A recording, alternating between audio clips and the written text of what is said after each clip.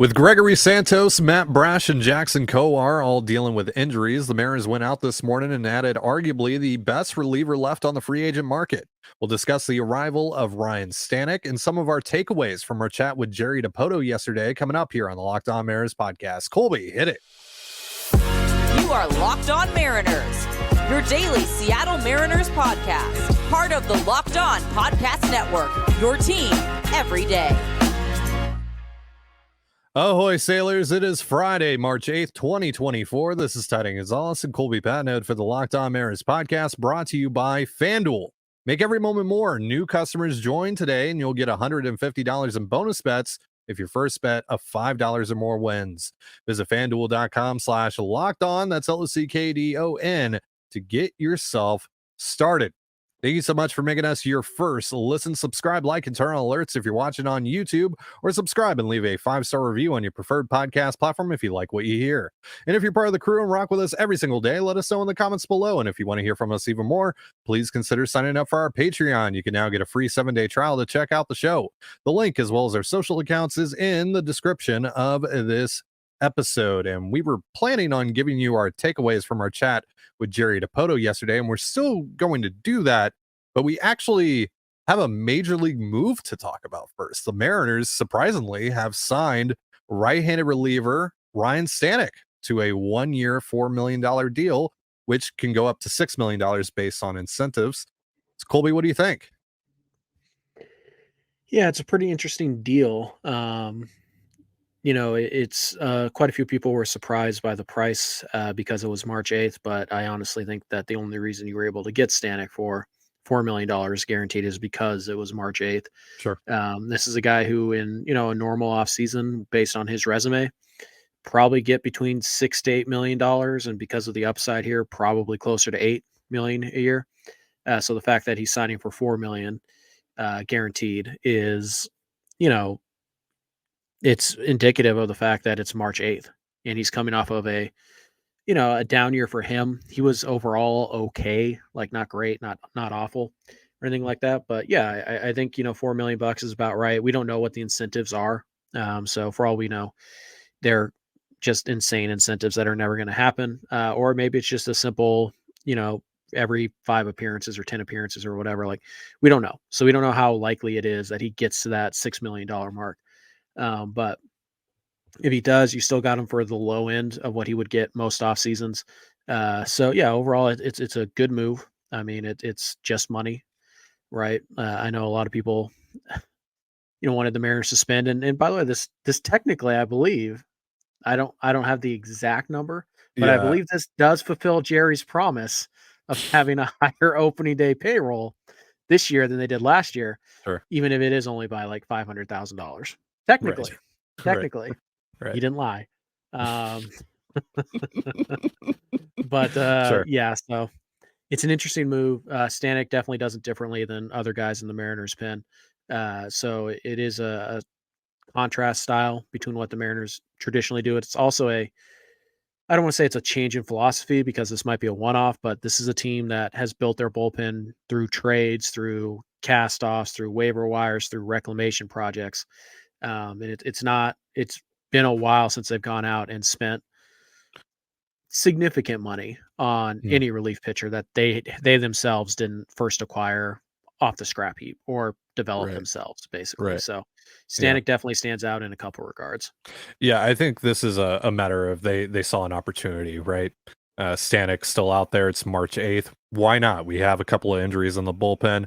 And as far as the injuries are concerned, I think this is more bad news on the Jackson Kowar front rather than Matt Brash or Gregory Santos. We saw Santos through a bullpen today.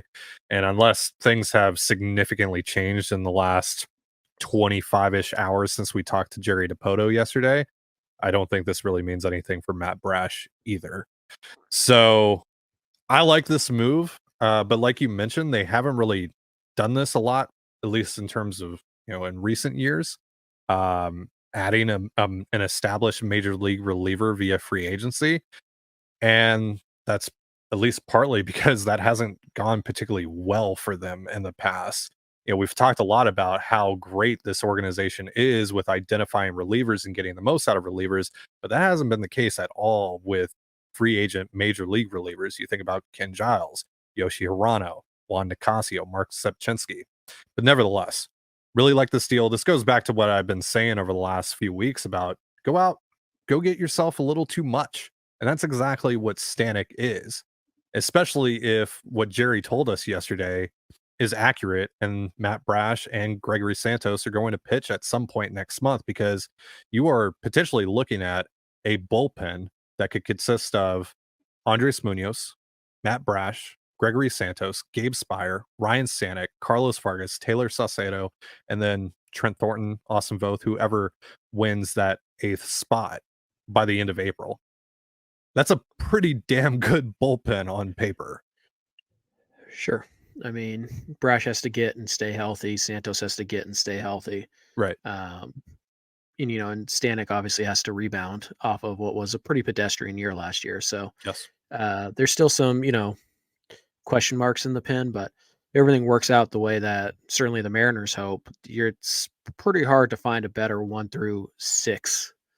And that's not counting if somebody like Vargas pops, or if you find somebody like Ty Buttrey, maybe he pops again. And like, there's still some upside in that group of arms that is likely headed to Tacoma now. So, I think, there's still probably one spot open in the bullpen, because as Jerry told us yesterday, he doesn't anticipate Santos being ready by opening day.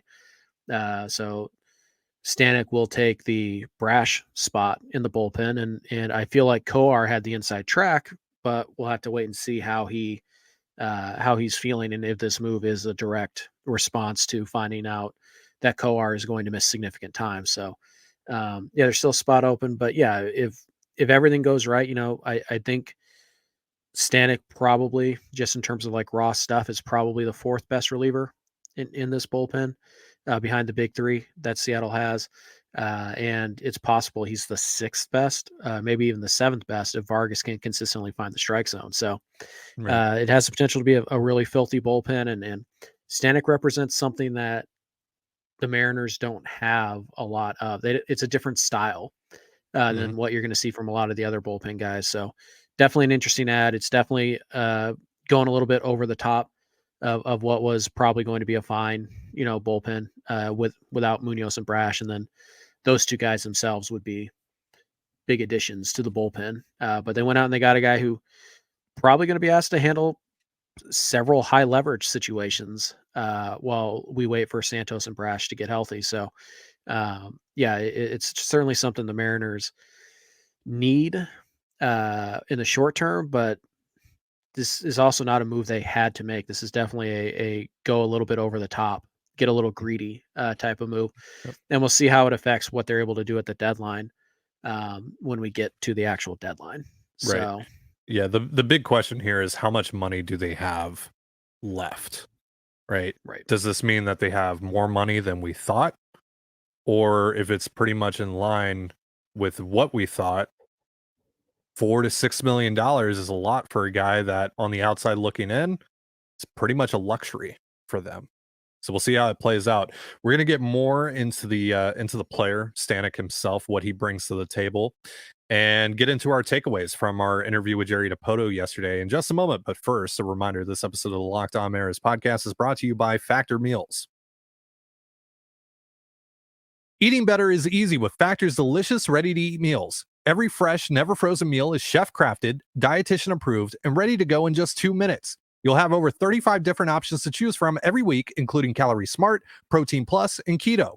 Also, there are more than 60 add-ons to help you stay fueled up and feeling good all day long. So what are you waiting for? Get started today and get after your goals. Discover a wide variety of easy options for the entire day, like breakfast, midday bites, and more. Factor meals are ready to heat and eat, so there's no prepping, cooking, or cleanup needed. Get as much or as little as you need by choosing your meals every week. Plus, you can pause or reschedule your deliveries anytime. Head to factormeals.com/LockedOnMLB50 and use the promo code LockedOnMLB50 to get 50% off. That's promo code LockedOnMLB50 at factormeals.com/LockedOnMLB to get 50% off. And you're listening to the Locked On Mariners podcast. Thank you again for making us your first listen. And as a reminder, Locked On has launched the first ever national sports 24/7 streaming channel on YouTube. Locked On Sports Today is here for you 24/7, covering the top sports stories of the day with the local experts of Locked On, plus our national shows covering every league. Go to Locked On Sports Today on YouTube and subscribe to the first ever national sports 24/7 streaming channel, part of the Locked On Podcast Network, your team every day. So another note on Stanek here. Again, like we mentioned, coming off of a down year in his third season with the Astros, 4.09 ERA, 4.60 FIP, 5.06 xFIP. That is not particularly good. 0.1 F4 and 50 and 2/3 innings pitched. 906 Ks per nine, 373 walks per nine. This was the first time in his entire career he's gone under a 10% walk rate. He's really struggled with the walks. The splitter is also starting to fade over the last couple of seasons. So, Colby, where are you at with Stanek from a pure statistical and stuff standpoint?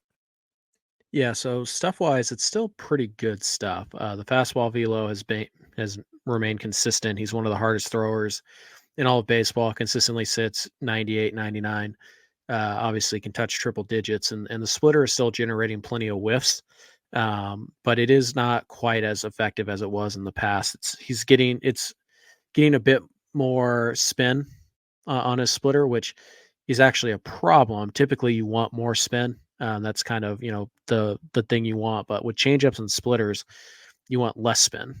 So the spin rate on that pitch has gone up the last 3 years, not quite as significantly as it did between 21 and 22, but it still went up again. So he's kind of trying to find the feel for that pitch, but it's still pretty effective in terms of getting swings and misses. The slider is really mediocre at best. Last year it was flat out bad. And the weird thing about Stanek is that he threw the slider almost as much as he threw the splitter. Like, that shouldn't be the case. Stanek should be pretty much exclusively at this stage fastball, splitter. Fastball at the top of the zone. That's where he likes to pitch. He likes to ride the top rail. And then he throws that splitter off of that same plane and it dives down. And that's how he traditionally gets swings and misses. He's, so it could be a pitch mix thing there. It could be Seattle simply doing what they've done a lot and saying, hey, forget the pitches that don't do well. You have 2 good pitches, throw them. Forget the slider. It's not working for you. Or it could be, hey, throw fewer fastballs, throw more splitters, right? Because he started to throw a few more 4-seamers last year. So his best pitch is his splitter. So how do you get to that pitch consistently? Well, A, you just throw it more than you did last year. And B, you have to throw the fastball. You have to ditch one of your other pitches, and you have to throw the fastball with better command than he did last year. So it's fine. If you're 98, 99, you can get away with pitches in the middle of the plate, but not always, right? You really have to be at that top rail. And the splitter we know is a dangerous pitch because if you don't get the dip that the splitter typically has, it just kind of floats into the middle of the plate, right into the power zone. So for me, I think the Mariners probably look at this and they say, hey, let's ditch the split or the slider as much as we can. Let's get you back to what made you one of the better setup men in baseball over the last couple of years.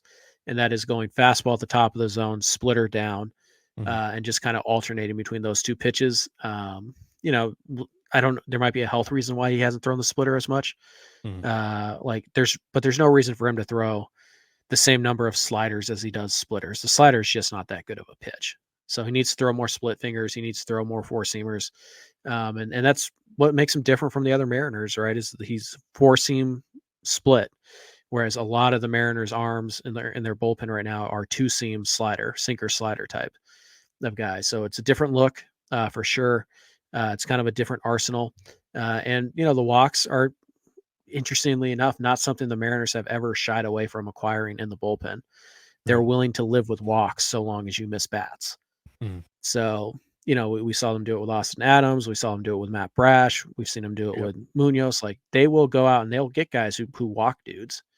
They're fine with that, which is interesting because their mantra of dominate the zone, control the zone, doesn't seem to apply to their bullpen targets, but they find a way to make it work because they still get strikeouts. And so I think there's a really good chance Stanek can rebound, but we'll have to see what the Mariners what their idea is. Maybe they turn the slider into a cutter, they've done that a few times. So let's see what the Mariners pitching lab can do. They've only got a couple weeks to get it done here.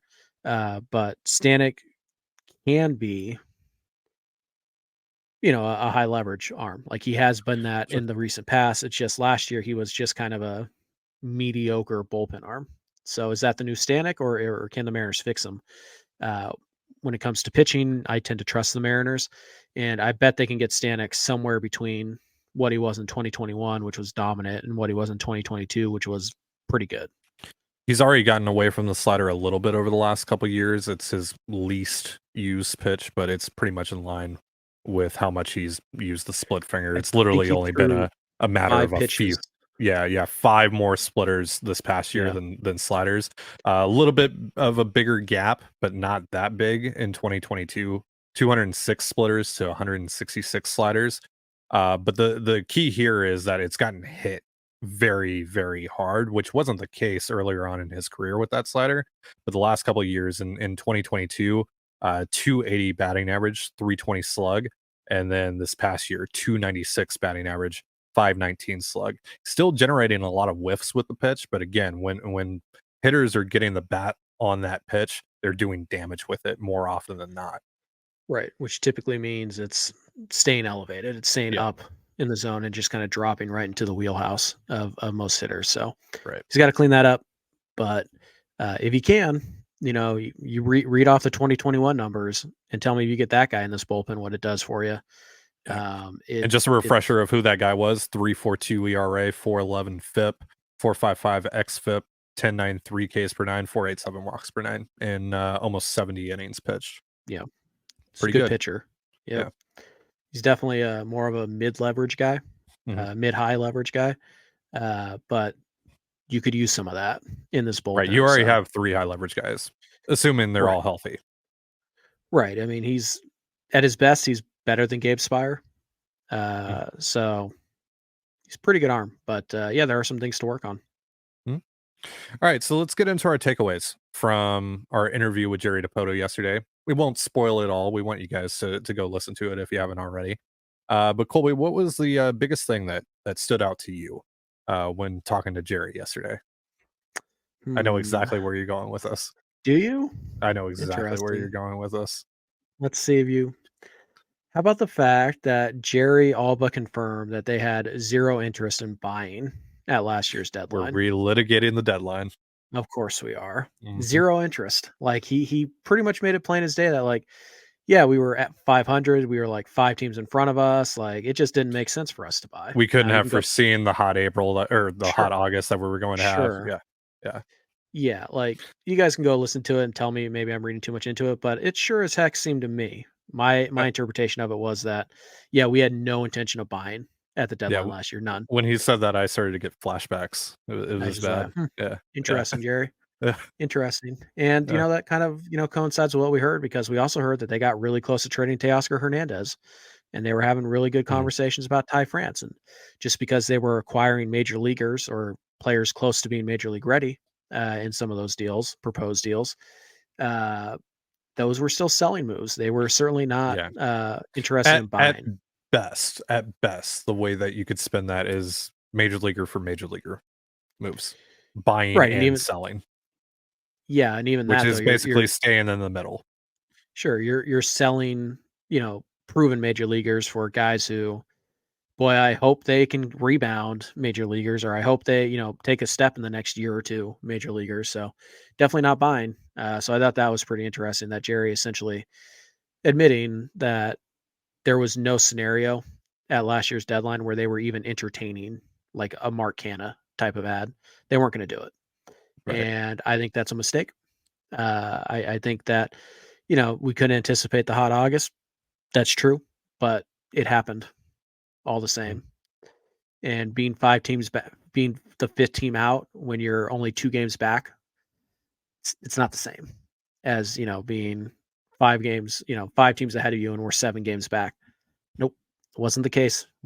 So didn't like that at all. I think that's a really bad way to run your baseball team. So hopefully, they don't do it again this year. And hopefully that means that hopefully they're not in that position this year. Right. And that's what I mean. Like, hopefully they're not in a position where Jerry is going to do the same thing, which is, we're kind of in the playoff hunt. Let's see what we can get for Andres Munoz and see if we can get a couple almost major league ready players for him. Like, let's hope that's not the case. But yeah, I thought it was interesting that he basically admitted that we had no intention of buying last year whatsoever. All right, so we're going to get into more of our takeaways in just a moment. But first, a reminder, this episode of the Locked On Mariners podcast is brought to you by Amazon Fire TV. Fire TV is your destination for sports, from live games to highlights to in-depth analysis.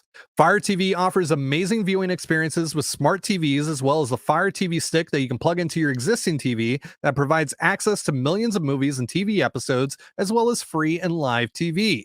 Whether it's opening weekend for baseball or the college basketball tournament, you're going to want to have a Fire TV as soon as possible. Fire TV also recently created Fire TV channels to deliver a constant supply of the latest videos from your favorite sports brands, all for free. That includes all of us here at Locked On and most of the big pro leagues and college conferences as well. Fire TV channels let you dive into all the game analysis, highlights, and more to keep up to date on all the latest in the world of sports, from March Madness, NBA, MLB, and lots more. Not to mention great news, entertainment, gaming, travel, and cooking videos as well. Check out Fire TV channels on Fire TV and Alexa devices. And if you haven't checked out Fire TV channels, you should. Trust me on this. To learn more, visit amazon.com/lockedonfiretv. And you're listening to the Locked On Mariners podcast. Thank you again for making us your first listen. And we're diving into our takeaways from our discussion with Jerry Dipoto yesterday. Be sure to check out that episode if you haven't already. It's on YouTube. It's on all the podcast platforms. So the next thing that I wanted to get into was what I thought was the biggest takeaway ultimately from our interview, that they have broached the topic of extensions with some of their core players. It sounds like they're very interested, and Jerry went as far as to say that they're going to get as aggressive as they can get and getting those deals done. So what did you think about that? And who do you think could potentially be first? I tell you one name that did kind of like pop out as like, maybe they might try something here. Carlos Vargas. I mean, that's interesting. Yeah, it's a guy who's got 6 years of club control left, but if you can get an Andres Munoz type of deal out of that, then maybe that's the guy. I think I believe Jerry when he says, we've been in contact, we've been in touch, and we've talked about this with certain guys. And I do think he's talking about Logan and Cal and George. I just don't see the incentive to get that done for the player in particular. For the Mariners, there's a ton of incentive. Right. For the players, I don't see it. And so I didn't get the impression that anything was close or that they've had anything more than just kind of exploratory talks with any of those guys. So I didn't get the sense that meant that like they were definitely, finishing up, getting something like that done. But it is something that the Mariners have been doing. And, Jerry talked again yesterday about trying to maximize your window and extend the window and have the window always be open. Well, one of the ways you do that is by extending young guys to below market deals. So who do you do that with on this team? Obviously Gilbert, Kirby, Raleigh. Do any of those guys make a lot of sense to get done right now? Not for the player, really not for the player. So, and the Dylan Moore extension kind of came out of nowhere. We weren't expecting that one. So I think if you're looking for like potential extensions on this team, obviously you want the big three, one of those guys to get done. And I do think that they would like to get that done too. Well, but he did mention being in the hot zone for signing guys, and what do we think that means? Probably, guys that are 3-4 years out. Yeah, right. But probably guys that are 3 to 4 years out from free agency rather than 5 or 6 or 1 to 2, right? It's kind of that sweet spot. And who fits that mold, who fits that bill? That's Cal Raleigh, that's Logan Gilbert. Right. So it's one of those things where we know the Mariners are willing to make extension offers to players who haven't even debuted in the big leagues. Sure. They did it with Evan White. We know they approached Jared Kelenic about it. We know they approached Logan Gilbert about it, and that's just who we know about, all before those guys made their major league debut. So I wouldn't rule out like close prospects, but who fills that like niche? Who's the guy who's going to be in the big leagues this year where it makes a ton of sense to try and get him at a club control cost? Maybe Cole Young. Yeah, maybe. But again, what's the rush? Like, you have Right. him for 7 years. So, like, you're not going to do that with Ryan Bliss. There's really no point. So, yeah, I feel like, maybe it was Matt Brash before all this, but, we'll have to see how they feel Still about might his be. medicals. Still might be, but, we'll have to wait and see how they feel about his medicals and his health and all that stuff. But I mean, maybe they feel that this is an even better opportunity for them to sign Matt maybe he's a Brash to little an more extension. inclined. Yeah, maybe he's more willing to listen Yeah, on a deal like that. sure. I mean, maybe it's Santos who they Yeah. just brought over. I mean, pretty much anybody makes sense for an extension, like from the team standpoint. Like, Mhm. because signing a player to an extension, a team friendly deal, is always beneficial to the team. Even the Evan White thing, like, yeah, Yeah. that one didn't work, but you would still take that shot again. Like, Right. they're not getting spooked by the Evan White extension. That's not happening. Yeah. So, yeah, I think they would like to get Logan or Kirby done. I still think it's pretty risky for the Mariners to sign Cal, more so than it is for Cal to sign with the Mariners. But yeah, it nothing specific, but it was interesting to hear him talk about how they're not I don't remember the exact phrasing, but we're not a sit back and wait for it type of franchise. So, Right. like, It's I not do think really that our style. right. I do think that they are going to try and get at least one of those guys done this year. Yeah. Does it make a lot of sense for that guy to sign? Not really. I don't think so. Just trying to read between the lines a little bit of what he said when he's talking about that hot zone. Again, the first couple of names that comes to mind there, Cal Raleigh and Logan Gilbert. So I think that's who specifically he was referring to, at least in that moment. And he did speak outwardly about core players, right? So Right. who's part of the core, right? It's guys like that. Mhm. It's guys like George Kirby. So Yes. what else stood out to you from our interview? It sure seems like Jerry loves him some Logan Evans. Does I'll he say does. that. Um, I think we know where Keith Law got his information from.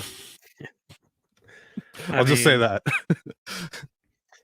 yeah, Evans, when I was, Keith Law, for those that don't know, ranked Logan Evans 14th in his top yeah, 20, top 30 Mariners prospects, whatever he yeah, did. Yeah. um, yeah, what I heard about Evans was that when I was doing research for our top 30, that he was 94, 95, decent stuff, just, you know, was just a dude, really struggled at Pitt. Like, he didn't perform in college at all. And it just kind of like, if his stuff takes a step forward, he might be interesting. Well, Jerry gets on the show yesterday and tells us that he's up to 99, Yeah. sitting in the high 90s with what he's bowling ball sinker or whatever, Mhm.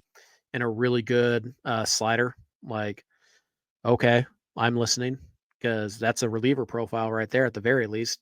So yeah, him hyping up Logan Evans was certainly eye opening. Definitely a guy I'm going to watch a little bit more now, because when I read the profile as it was presented, last year at the draft and after his first year, it was, oh, 92 to 94 with some sink, slider, throws enough strikes to be interesting. It's just kind of like, you know, number 5 starter, last guy in the bullpen type of arm. But yeah, if he's 97, 98, touching 99 with a sinker and a Mhm. pretty good slider, obviously that's something to monitor. So we'll have to wait and see. But yeah, he really went out of his way to hype up Logan Evans, which may or may not be for trade purposes. But yeah, that was certainly interesting, and obviously Jerry is very excited about this young group of position players that they have Right. coming through the system right now. Yeah, he literally said, "Now you got me to liven up." Got a big grin on his face as soon as we Finally, mentioned prospects. Yeah. yeah, All right, so I know you want to do this. So I'm gonna give you the floor. I asked about Brody Hopkins. You're upset with me sure did. about doing that. Why is that? Tell everyone why Well, that is. Ty, we only had 25 minutes, Mhm. right? Let's Yep. set the scene here. So Yep. Ty and I spent about an hour, I don't know, or so, Oh yeah. uh, of just like concentrated sit down, planning out our And we questions. recorded that for you guys if you're Yes, it's subscribers to the on the Patreon. Patreon. Yeah, if you want Mhm. to hear our process and prepping for the Jerry interview, you can actually listen to that.